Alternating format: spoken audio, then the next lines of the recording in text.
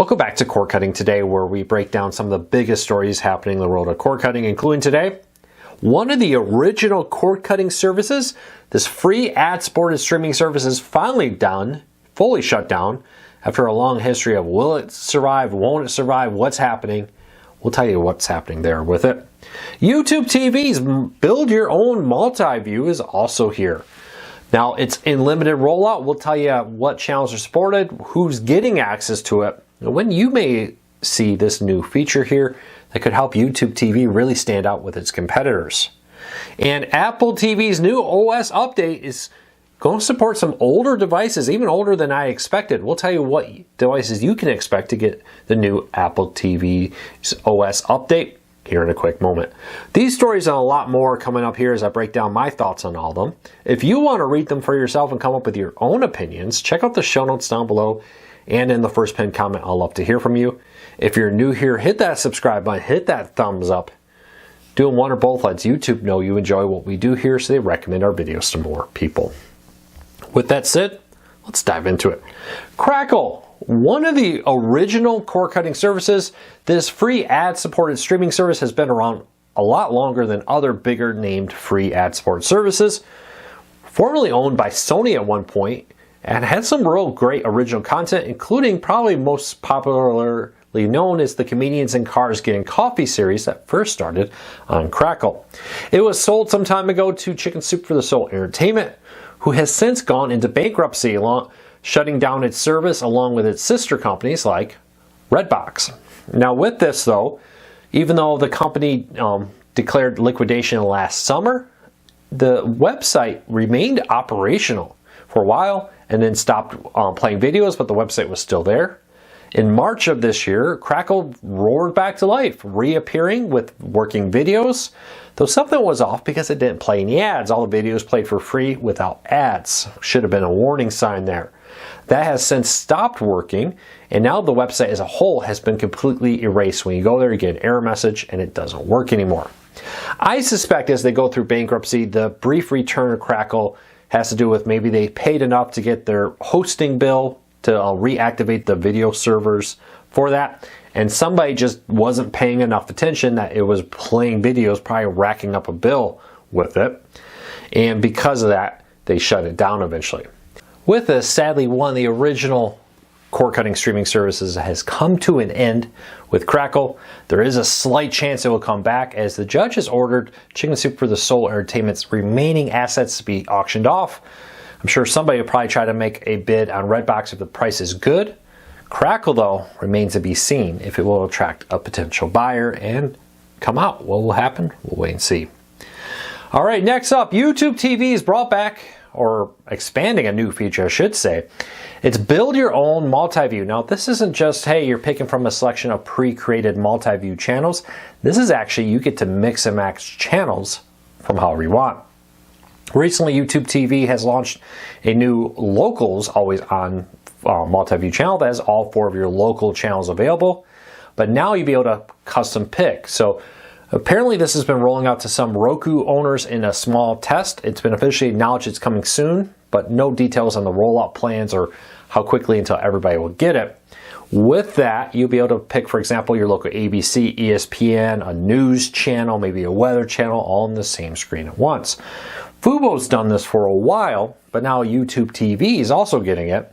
Really helped YouTube TV stand out with one of the few things that's really helped Fubo attract subscribers. We'll see how fast this rolls out. No word yet on how people are being selected. This seems to be a small beta test and mostly limited to Roku players.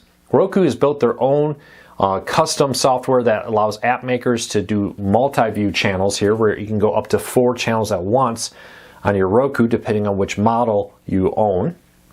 It seems that Roku's using this technology to roll out multi-view to Roku owners that are build your own, instead of just picking from a pre-selected created one by YouTube TV.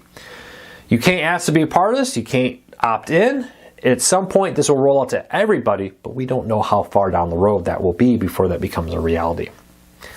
All right, next up, Apple TV is rolling out a new OS update. Apple TV OS 26, yes, they're jumping quite a few numbers down, is a new unified, brand new refresh look of the Apple user interface. This is also coming to iOS devices and Mac computers to give a unified kind of look across all of the Apple platforms and how the user interface interacts. Now, according to a report from Mac Rumors, some older Apple TVs, even older ones than I expected, will be getting the update. I think most shockingly is the 2015 Apple TV HD. This is not the 4K version, just the HD version.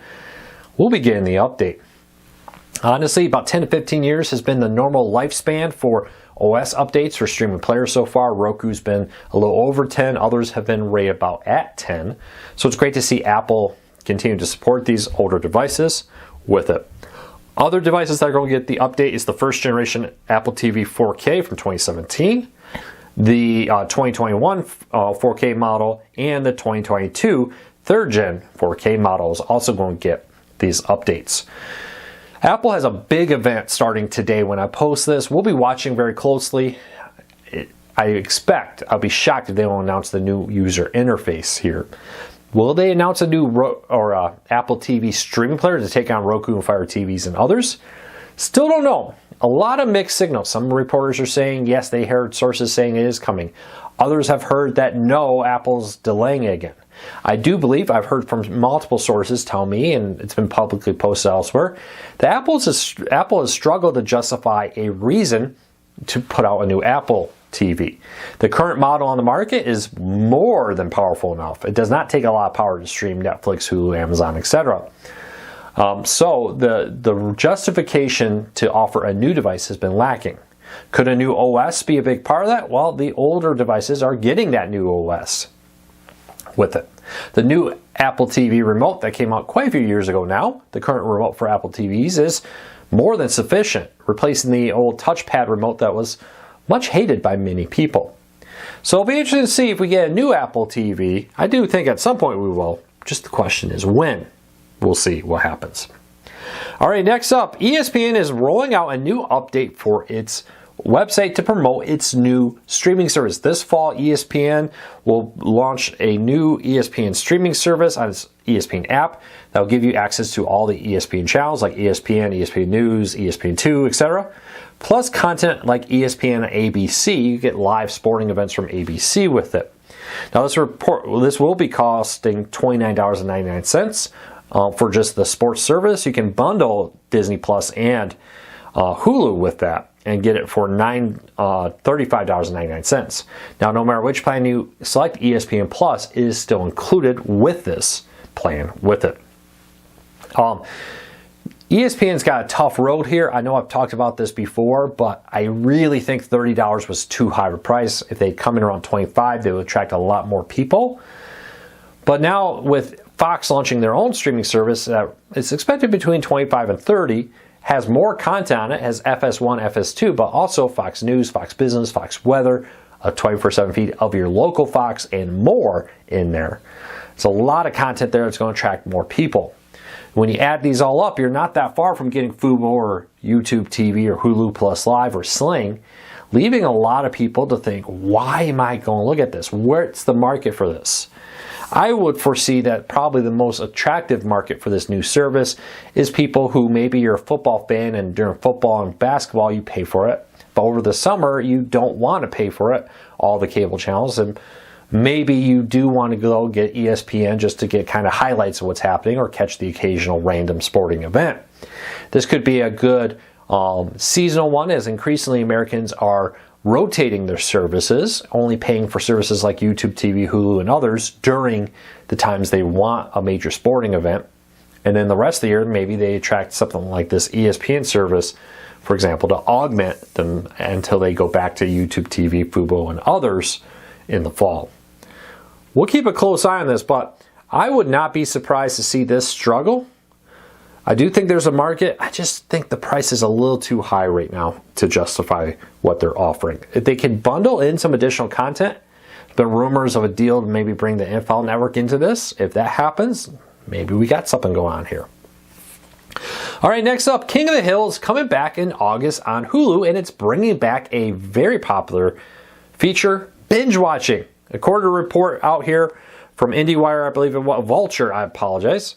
Hulu will release all the episodes for the new King of the Hill season on August 4th when the show was released, bringing back binge watching. A lot of streaming services, in an effort to try to keep you subscribed and paying, have switched to a weekly episodic release schedule where you get 1 or 2 episodes a week to keep you subscribed for several months, preventing you from signing up, binge watching a month, and canceling. Hulu is kind of bucking the trend. While others have done this, this is a pretty big reboot to go as a binge watching, something we haven't seen recently. It will be interesting to see how this plays out, but Hulu seems confident that this new show is so good people will stay subscribed to rewatch it, plus that their other catalog of content is also good enough to keep people's interest in it. No word yet on another season for next year. I'll probably wait and see how viewership number does. I know in our family we'll be definitely binge watching this when it comes out. And lastly, and maybe I need to rename this segment from Today in TV History to Feeling Old Today. 41 years ago today, or this weekend I should say, it happened over the weekend, Ghostbusters first premiered in movie theaters on June 8th, 1984. Ghostbusters, the cultural phenomenon that would launch countless spin-off movies and TV shows and products and all kinds of stuff, was first released. Hard to believe it's been 41 years.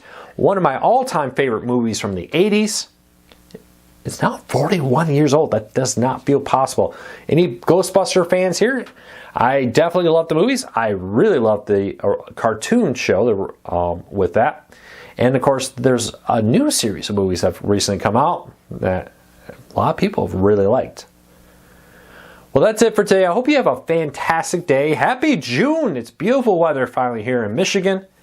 I hope you're all having a fantastic summer.